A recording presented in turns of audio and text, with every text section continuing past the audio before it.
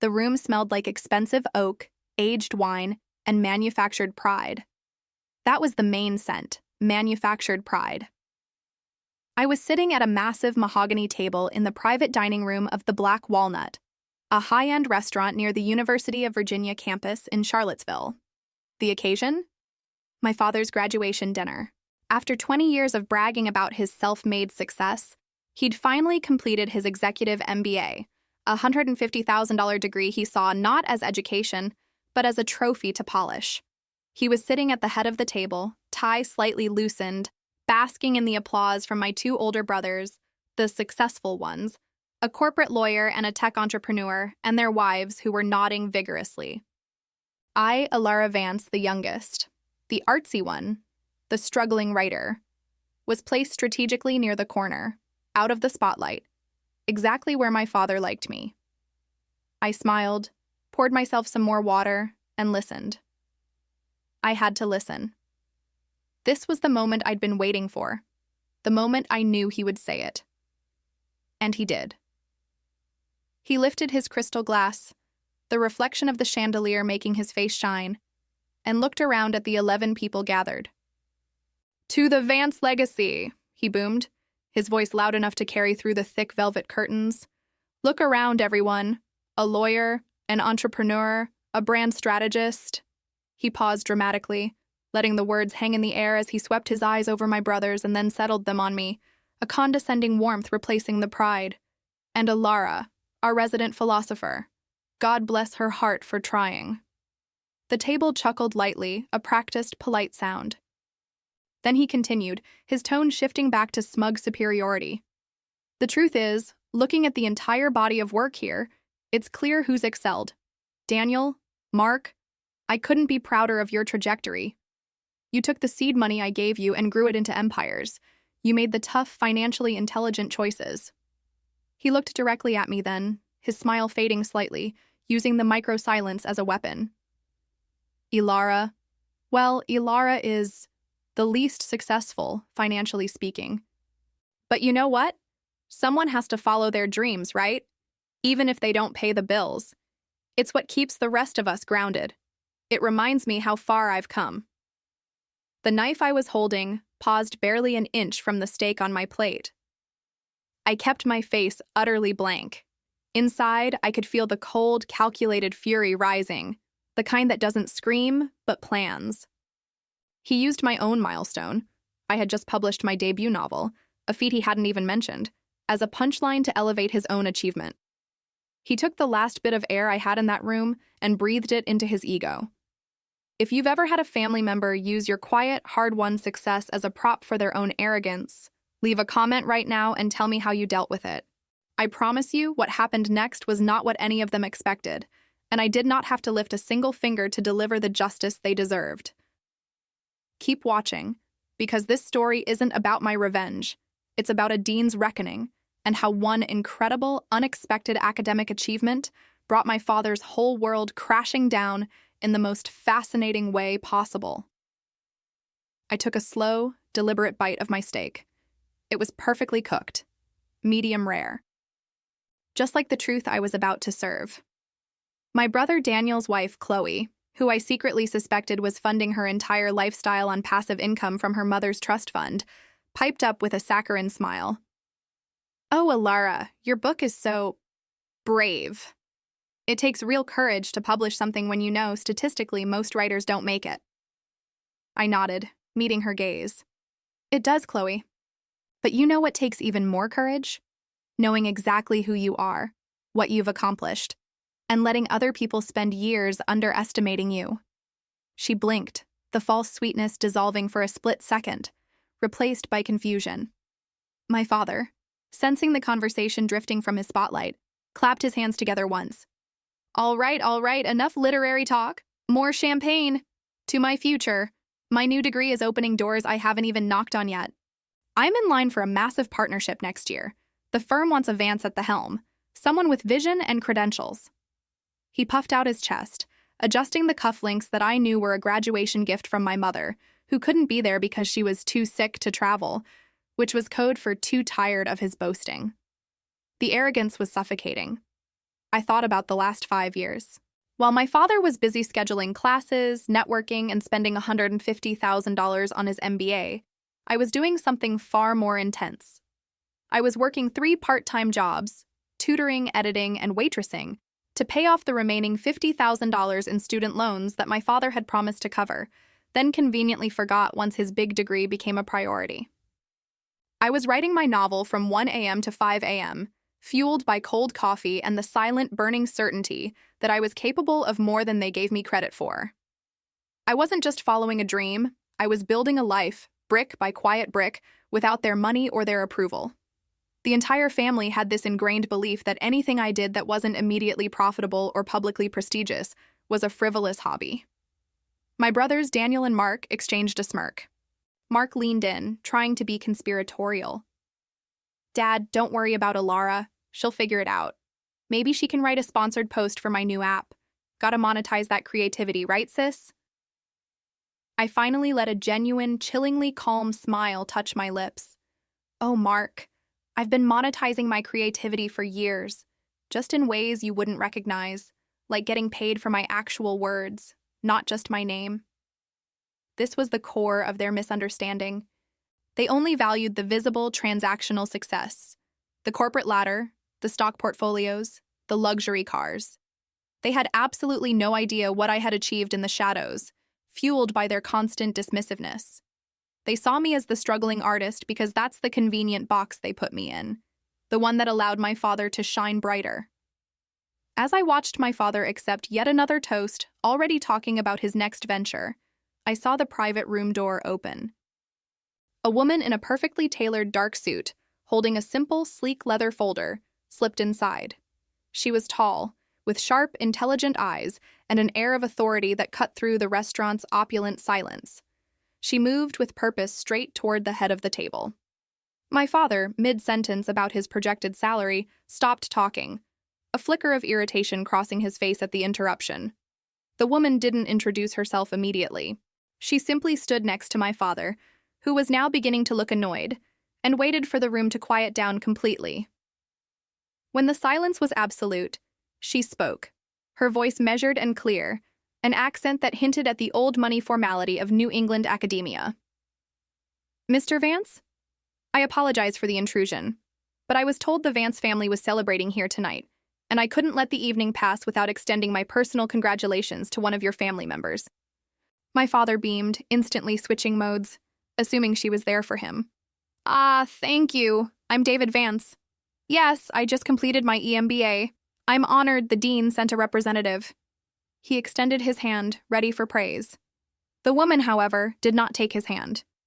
Instead, she performed a small, almost imperceptible nod of dismissal towards him, a gesture of politeness without recognition, and then slowly turned her full attention to the corner of the table. To me. She didn't have to say a word for the blood to drain from my father's face. The entire table followed her gaze, now focused on the quietest person in the room. Chloe stopped mid-sip. My brother's smug expressions evaporated, replaced by genuine alarm. I felt the heat of 10 pairs of eyes on me, but I didn't flinch. I just looked back at the woman and offered a small, knowing smile. The air pressure in the room had shifted entirely. This was the moment of the dean's interruption, the central plot point, the grand unveiling. The woman finally spoke, addressing me directly. "Alara Vance. I am Dean Eleanor Sterling. I oversee the entire College of Arts and Sciences. I deeply apologize for crashing your family dinner, but your accomplishment is too significant for a simple email." My father sputtered, visibly agitated. "Dean Sterling, this is a private celebration, and my daughter Alara is an English major. I assure you she is not why you are here. I am the graduate." Dean Sterling ignored him completely. Her focus remained fixed on me, and then she placed the sleek leather folder on the table right in front of my plate, sliding my steak knife slightly out of the way. The contrast between the heavy corporate leather and my simple artistic presence was dramatic. "Ms. Vance?" the dean continued, her voice gaining a formal register that commanded absolute silence.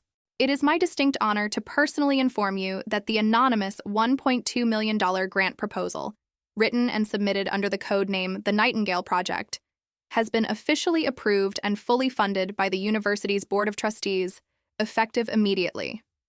Your work on using narrative therapy for PTSD patients has been recognized as groundbreaking. You are now the recipient of the largest unsolicited research grant this college has ever awarded to a non-faculty member. The university is giving you a tenured professor title, starting this fall, specifically to oversee the center you designed. Congratulations, Professor Vance. The shock in the room was palpable. It was a physical sound, a collective gasp of disbelief that hung in the air like dust. My father's triumphant red face went instantly slack and white. $1.2 million, tenured professor. Largest unsolicited grant. The words were simple, yet they were an immediate, brutal counterpunch to everything he had just said about me being the least successful. He had spent $150,000 for a piece of paper. I had just secured over $1 million and a lifetime position of respect, all in the field he deemed frivolous. My brother stared at the folder in front of me as if it were a bomb. Chloe dropped her champagne flute, the sound of the crystal hitting the plush carpet a surprisingly muted thud. This was the moment I had planned for years, the unexpected revelation that would completely dismantle their perception of my failure. It was far better than any spoken vengeance, because the evidence was standing right there, undeniable, wearing a $5,000 suit and holding the proof in a leather folder. My father was the first to find his voice, a strangled whisper that barely escaped his throat. What is she talking about? Alara, you, a professor? You haven't finished your master's. You're a writer. Dean Sterling finally addressed him, and the look she gave him was cold, judging, and dismissive, the look of true academic authority speaking to a mere amateur. Mr. Vance, your daughter, Ms. Vance, was selected for her innovative work that goes far beyond any single degree. She has been quietly collaborating with our top neurological research department for 18 months, leveraging her writing and therapeutic narrative skills. While you were taking your EMBA classes, she was revolutionizing clinical practice. Furthermore, the dean added, leaning slightly towards my father, her voice dropping a register so that only our table could hear, it was Ms. Vance who secured the anonymous donation that allowed the university to offer your EMBA cohort a significant scholarship increase this year. Her money, her influence, was used to lessen the financial burden on students, including you. She knew you needed it. That last line was the true killer blow, the silent weapon I had deployed years ago, knowing it would sting the most. Not only had I surpassed him in career stature and financial impact, but I had secretly subsidized his own perceived success. His entire year of boasting was built on a foundation I had laid for him, a debt he didn't know he owed. He suddenly looked like a child caught stealing, stripped of his pride, his boasting, his $150,000 achievement suddenly feeling cheap and small. The room was silent except for the low thrumming of the air conditioning. I reached out, touched the leather folder, and looked at my father.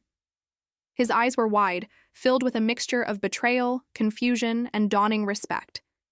This wasn't about money anymore. This was about power, respect, and who truly held the keys to the future.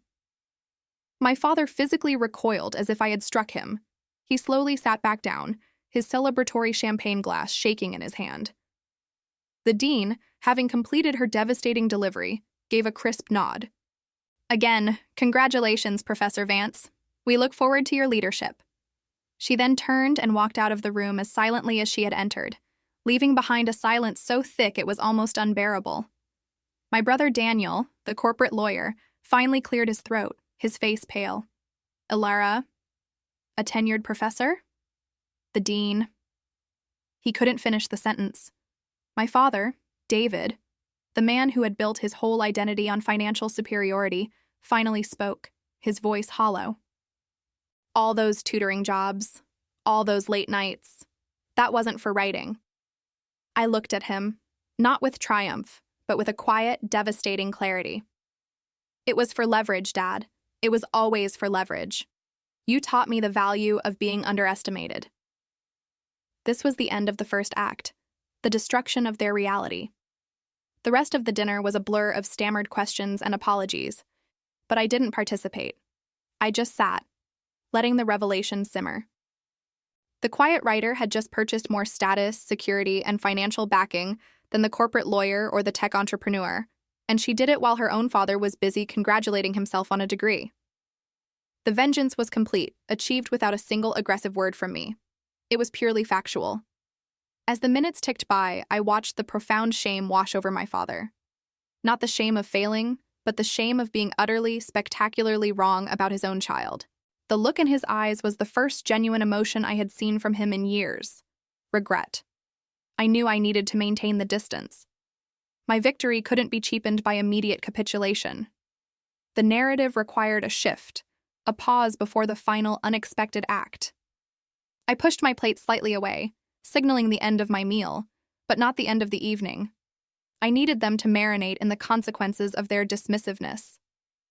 My sister-in-law Chloe was trying to salvage the situation, her voice trembling slightly.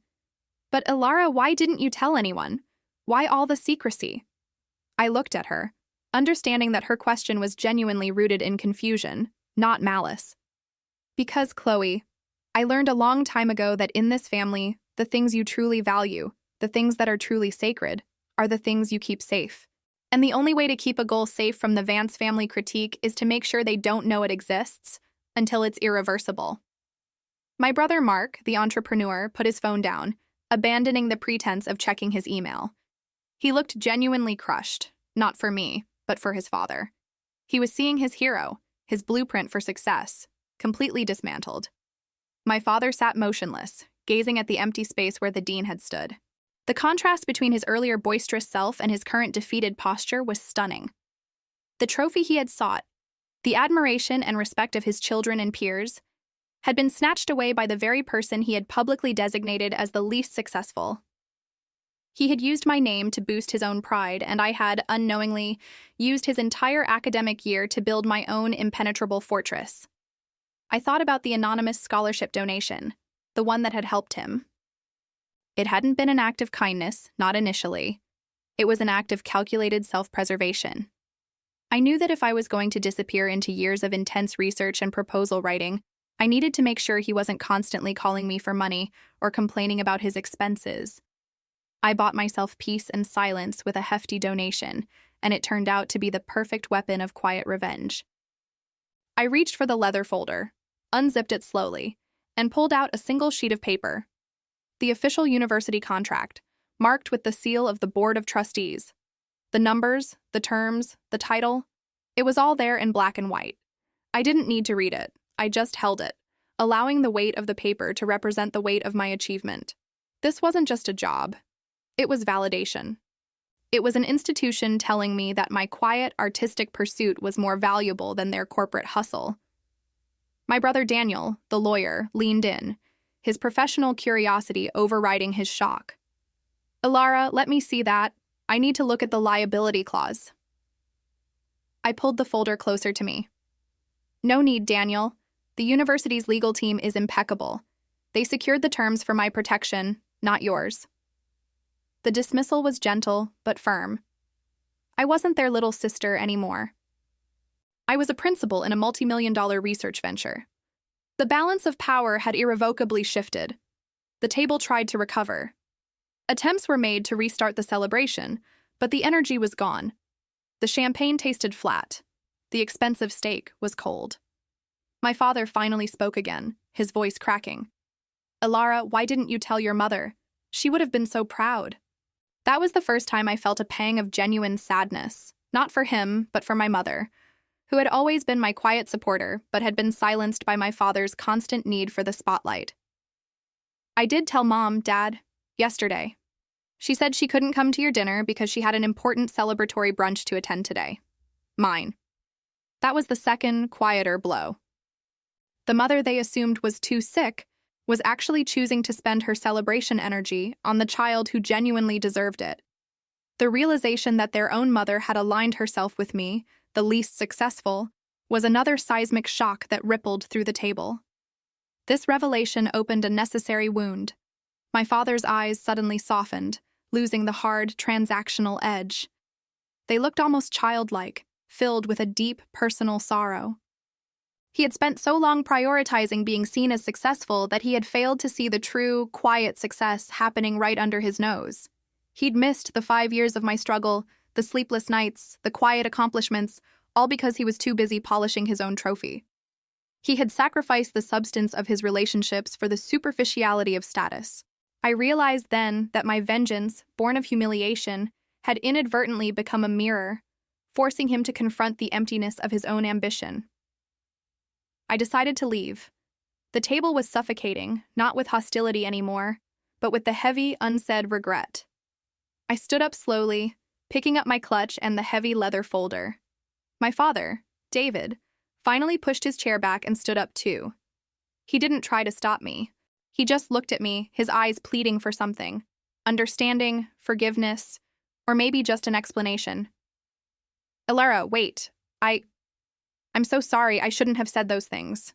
I was a fool. The apology was clumsy, genuine, and too late.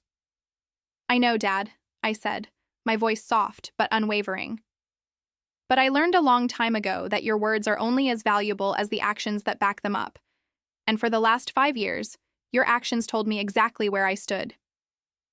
I turned to my brothers. Daniel, Mark, the scholarship agreement has a non-disclosure clause. If either of you ever reveals that I funded Dad's education, I will use my new standing and the university's legal team to ensure you regret it. Consider this a clean slate or a very sharp warning. I walked toward the private room door. My father, defeated, remained standing by the mahogany table, surrounded by his successes who were now utterly silent. Just as my hand touched the brass handle, he said something that stopped me cold. I didn't sell your grandmother's locket, Alara. I used the money for the MBA, but I didn't sell the locket. It's upstairs in the safe. I couldn't do it. He had tried to sell it years ago to pay off a bad investment, a move that would have been the ultimate betrayal, as the locket was a family heirloom meant only for me. That single admission, that tiny secret failure of the ultimate betrayal, was the first crack in his emotional armor. He wasn't entirely heartless. He was just deeply, deeply flawed, and driven by a toxic need for validation. I hesitated at the door, the truth of his vulnerability hitting me.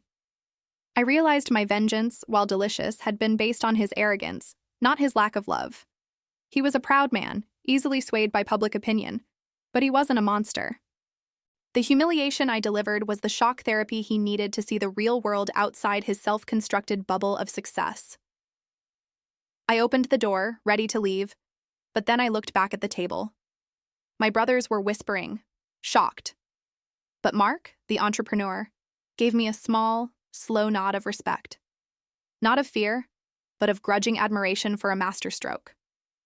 This was the final, crucial step, the unexpected turn that moved the narrative beyond mere vengeance. I couldn't just leave him shattered. That wasn't my goal. My goal was peace, built on a foundation of mutual respect.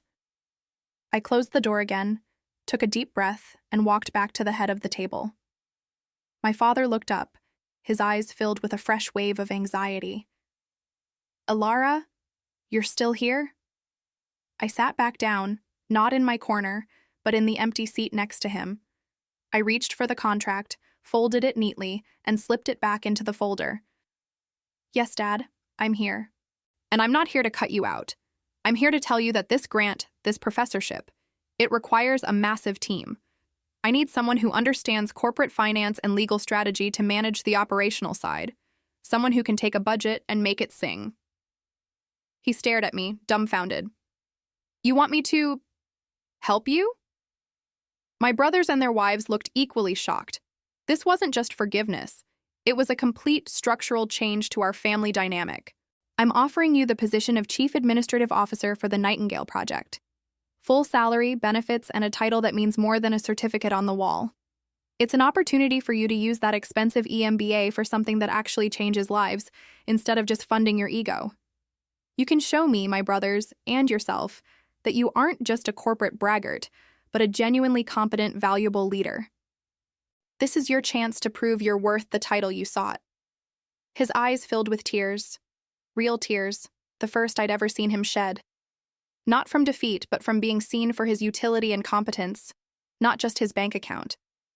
He was offered a path to dignity, a chance to redeem his failure and use his skills for a purpose greater than his own pride.